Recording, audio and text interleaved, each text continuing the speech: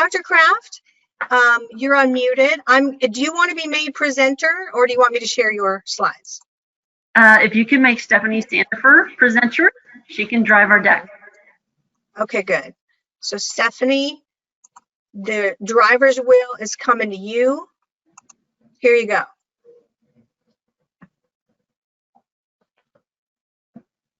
Okay. Good. Yeah, there it is. All right. Do you see my presentation? Yeah, I do. Yeah, I do. This is awesome. Yeah, and I just want everyone to feel comfortable, like as if we were together. I miss being together and real togetherness. It feels a little bit more formal in a sort of webcast feel, but I want everyone to feel together. I want people to chat and ask you guys questions, and all the attendees feel free to raise their hand in the system and all that other stuff. It's super excited about Spring Branch because, just so you know, we've been hearing positive things behind your back from other districts. So, you know, you got a good reputation. Well, thanks for the opportunity. My name is Kristen Kraft, Associate Superintendent for Academics, and I have Stephanie Sandifer, our Director of Ed Tech, and Ann Worley, our Director of Math, who are going to join us. And thanks for the opportunity. We always love to share the work that we're doing. Spring Branch is a district just on the west side of downtown Houston, 35,000 students. And we're going to share a little bit about our journey. You're going to see reference to Learn SBISD. That is our plan for our 2021 school year when we think about in-person learning and distance learning. So our purpose today is to share with you a few key items. So preparing, all the work that just a quick recap of work we've done in the summer, supporting instruction, illustrating how the fall will be different, and then sharing with you how we were counting down and some new things we put in place for starting of the school year. So all throughout the spring and summer, much like everybody on this call, we were preparing for a new normal. And we spent a lot of time, of course, in all kinds of cross-functional teams in planning, but a really important piece that really kind of brought to the forefront all of our work with digital expansion was our work with Scott McLeod. We met him through ISTE. Stephanie has known him for quite some time, but we partnered with Scott on a lot of work, and he was instrumental in helping our system debrief the crisis schooling experience. And this is a slide from Scott, those 4 phases. And we spent a lot of time with all of our principals debriefing what we had all just experienced and planning ahead. Now, we use this information to plan for our summer leadership conference. We called it Supercharged Leadership U, Planning for a New Normal. And I had a great experience in early June. So just to take a quick peek at some of our summer work, much like all of you, we pivoted. We did not have we had 2 small face-to-face summer school programs so we could practice our health and safety protocols. But we had more students than ever attend summer school, and because we offered it online. So thousands of kiddos in online summer school, and really something that's exciting for how we move forward in subsequent summers. Significant professional learning took place. We were upgrading, expanding, adding new technology tools. And for digital access in Spring Branch, we are one-to-one in middle school and high school, and we found out and planned very quickly to make everybody one-to-one.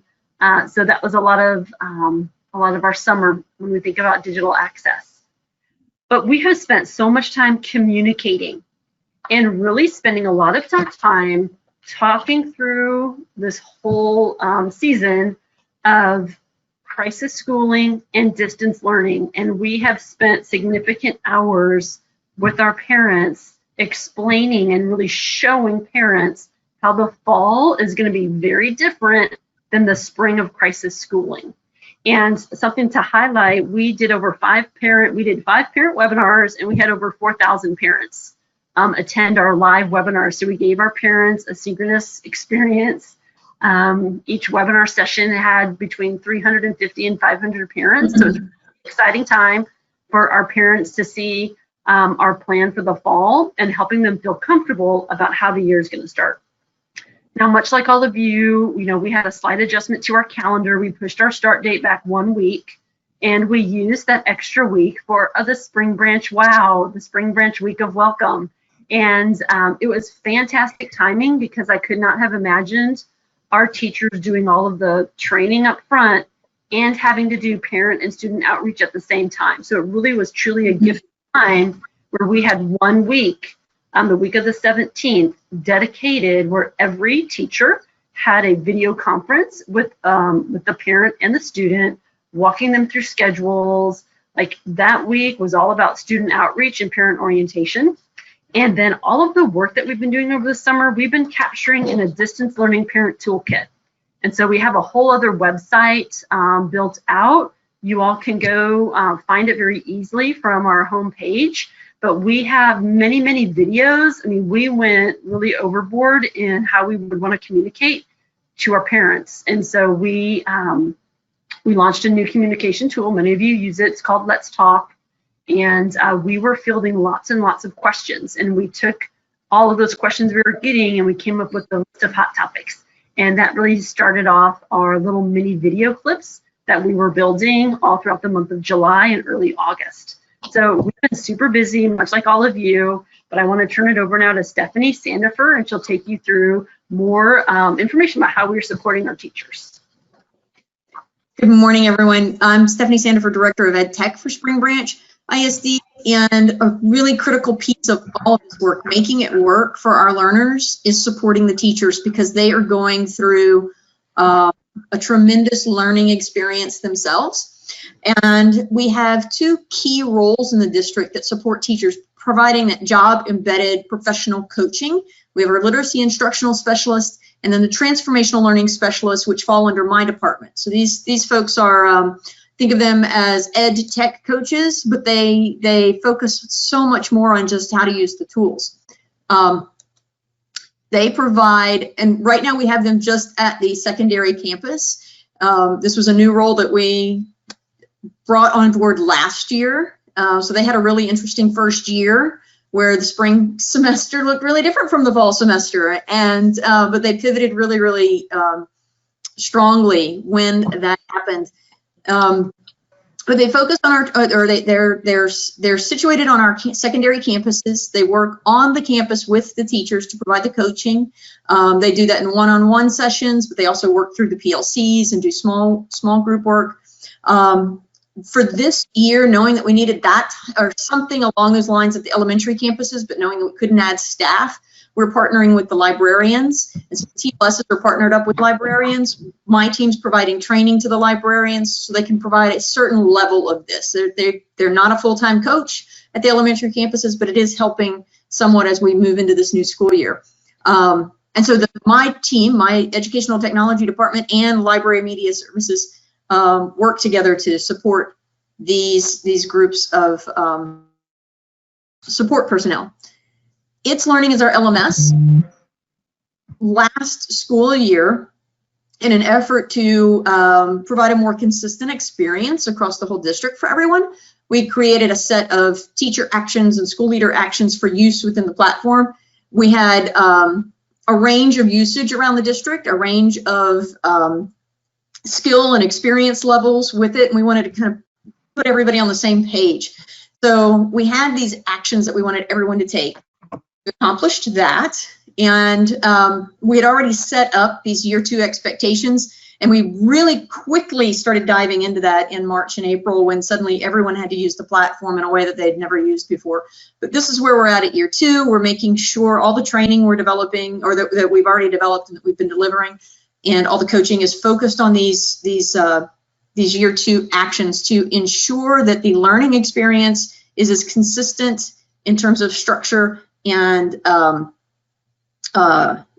what's the word I'm looking for? It just went out of my brain. Like a pathway for it, that it's a consistent experience for the learner and for the parent, because now we've got parents looking at this information as well.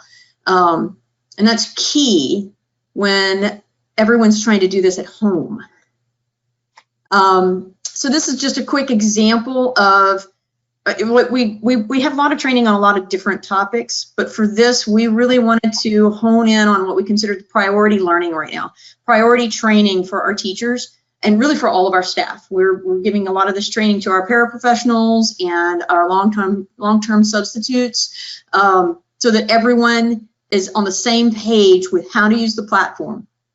So these are our level 1 training was required for everyone this year, and it's been delivered to everyone in multiple formats. We have some Safe Schools videos. We've rolled some of that training into that, and then we created these courses in our LMS that all of the teachers are going through. And all of that is part of just ongoing levels of technology infusion, training, and support that our team has always provided. It's just become much more focused in this moment where we are transitioning and trying to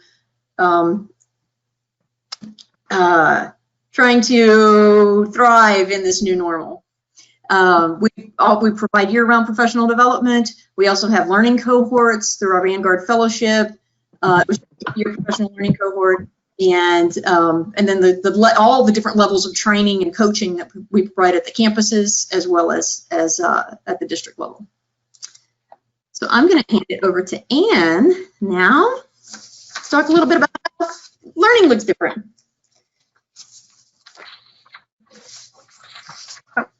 Anne, you're on mute. Double check your microphone. Yeah, and you're unmuted, but and your video is showing, but I don't see you on the webcam. But you need to unmute yourself. There should be a little red looking circle that allows you to unmute. In the meantime, I can move on if and there's a little red circle and it'll turn green. yeah, So, we can send her a dial-in phone number if there's something going on with her audio. I'm going to have Doug do that through chat.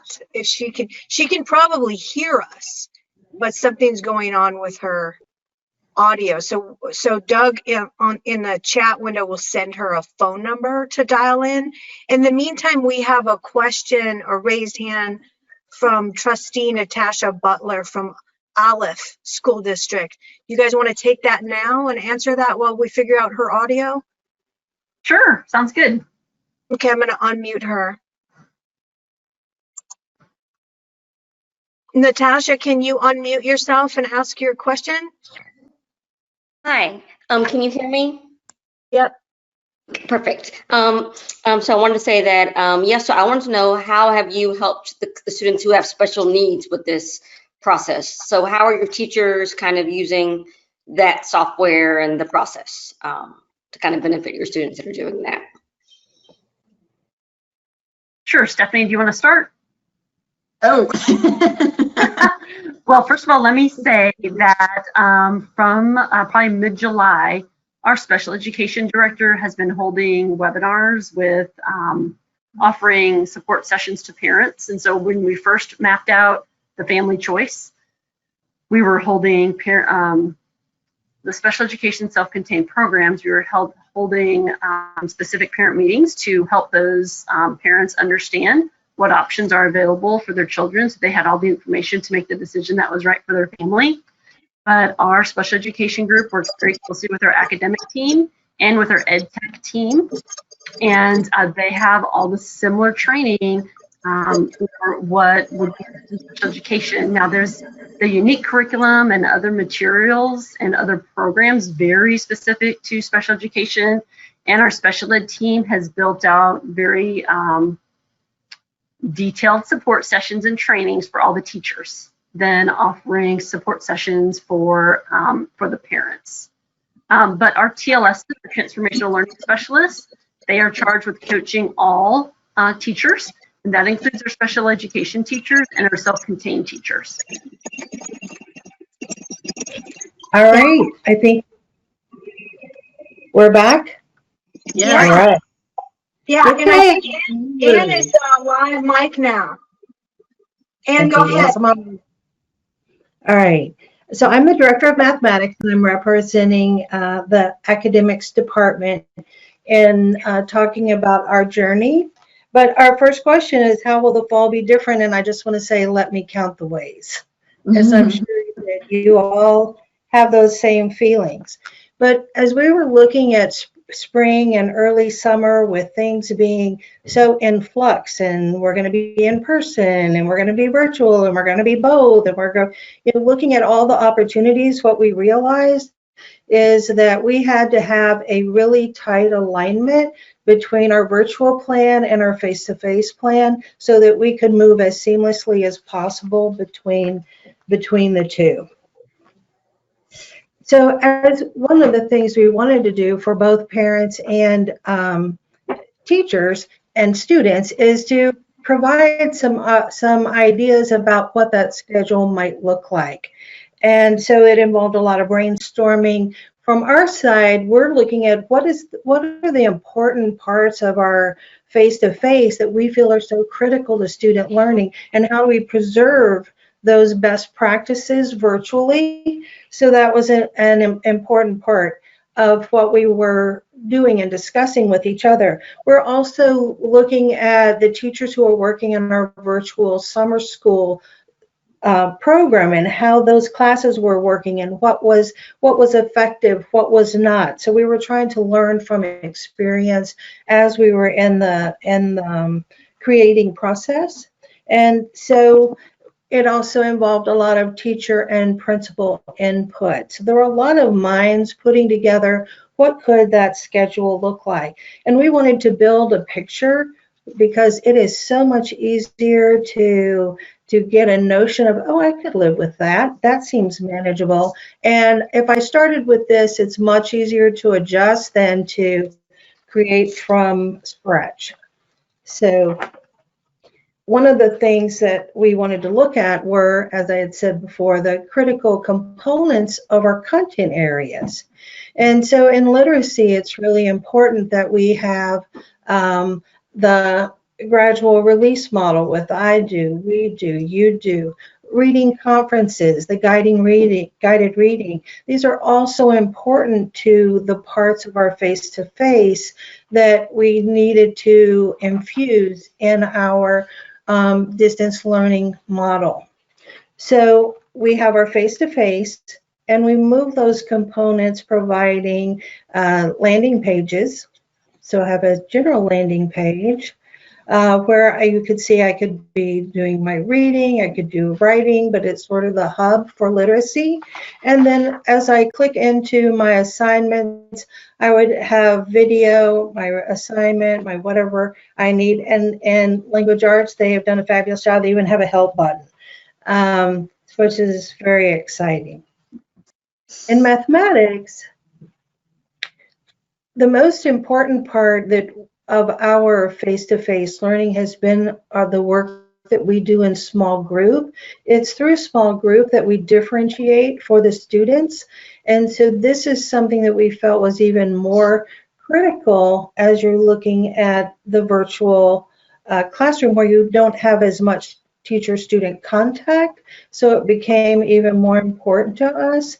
And so in our schedule, we have 90 minutes for mathematics in elementary school. And the first 30 minutes is where we put like our routines, procedures, and our mini lesson. And that leaves us an hour where we have things pretty much in this cycle of you're going to spend time with your teacher, you're going to have math adaptive software that the district provides for every campus, every child. And you also have your routines and assignments that you'll be doing. So in one of our routines is a number of week routine, because a number of the week routine, which is real critical for us, that we wanted to be sure we were still infusing manipulatives into that mathematical process. And this is a way that we can do that virtually. So we provide that structured number of the week for the whole year for every grade to be sure that we're invested in that manipulative support. And we also use that to support gaps that we identified as we're looking at the time out. So a lot of that is addressed through number of the week and figure of the week, so that we're trying to build that up every day. But the routines are something that are assigned. The kids would work on a little bit every day, and then they have their daily activities, the mini lesson. One of the things that became evident pretty quickly is that, yes, it could be synchronous. I could be live with my class, or it could be asynchronous, and they could be watching a video later. And pretty much teachers very quickly came to the notion that really I need both those things. I need to do it live, but I've got to have that backup for if they have questions or parents need to check in. And so that mini lesson video is becoming a more critical part of how we're building our instructional platform for kids. I have my independent practice. It might be online. It might be as part of an offline assignment. Could be a writing assignment. And check for understanding, which mostly we try to incorporate into that last small group of the day, is I'm making sure that this is right, just like I would in a face-to-face, so that I know what we need to do the next day. Okay, so we mentioned earlier that, oh, sorry, did Andy have something else? Back to Stephanie, because Stephanie said this is where we have all our ed tech supports. This is what we did with those ed tech supports from the department view, and now it's how do we put it all together? Yeah. So we mentioned, we've said that we provided significant amount of professional development for teachers throughout the summer. But as we got closer to the school year, and especially when teachers came back, although I say when they came back, we had a lot attending professional development throughout the summer, even though they were not on contract. They were taking professional development sessions because they knew they needed to learn a lot more and develop their skills. But as we got closer to school starting, we ramped up the PD. So we built on what the PD that we had been doing. We built on that with the district and campus PD that we launched in August. Continuing that focus on those essential skills that I mentioned earlier. So about 3 weeks out, we were doing all of this at the campus level, but also still doing some at the district level. The coaches were back in place. They were doing coaching and sessions on their campuses. And about 2 weeks out, and this was in the window of that, some of the extra time that we were gifted with a little bit of a late start. For all of the curriculum areas hosted think tank sessions that were a little bit more like a short, kind of almost like a mini lesson, a short session on a specific topic with a lot of Q&A time. And all of the departments is all focused somewhat on ed tech, but for their particular area. And of course, with ed tech, we had some that were more general. Just a quick example, we had one that for 5 days in a row, every afternoon, teachers could pop in and talk about engagement with Zoom and webinars. So not just the technical tool side of it, but how do I structure that session so that it's a little bit more engaging for students? And then, of course, there were all these in-the-moment opportunities, which leads me into we say 1 week out, and this is kind of ongoing now as well.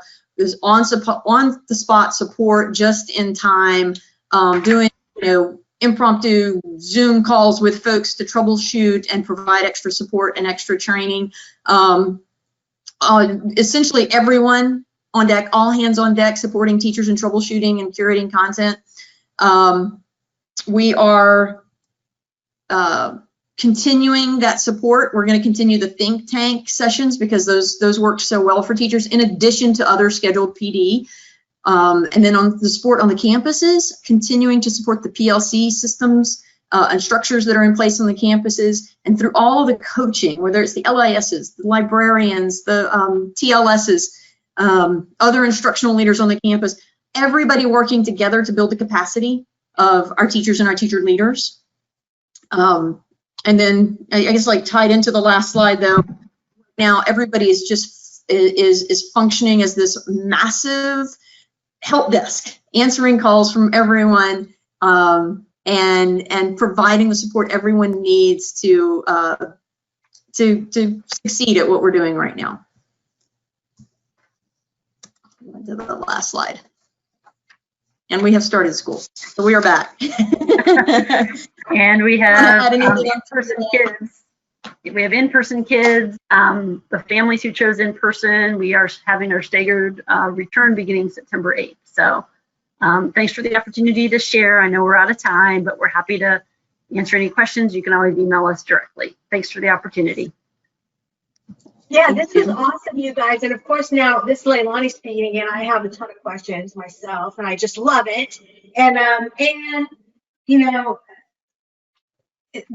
what you're doing, I just really wanted to dig into so much.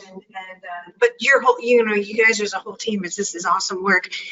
All right, so we do want to move on to the lunch and learn, but right after Vital Source and our friend from Houston ISD do a little sharing, then we have like an open 20 minutes or so. I want to have everybody be on to just chat, ask questions. We have like I think a short video to also show in that 20 minutes or so block. But you know, the thing about this transition is that people are doing it differently, and the backwash effect on the teacher level is pretty momentous, and there's a lot to ask about. So stay on. Thank you guys so much.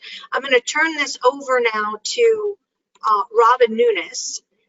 And Robin, if you're on here, I'm going to find you, make you presenter. Then you get to share. And then everyone else is staying, hopefully through this last, the last end part of, having discussions. And then we have other panelists and speakers later.